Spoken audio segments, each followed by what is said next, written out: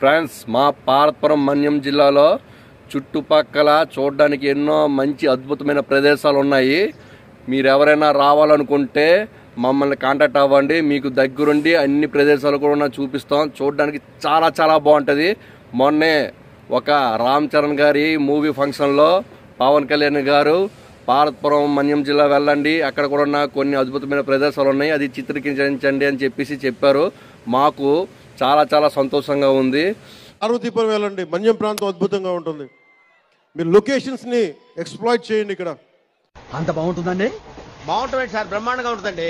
ఊరు అసలు ఏముంది ఊర్లో? కన్నులకే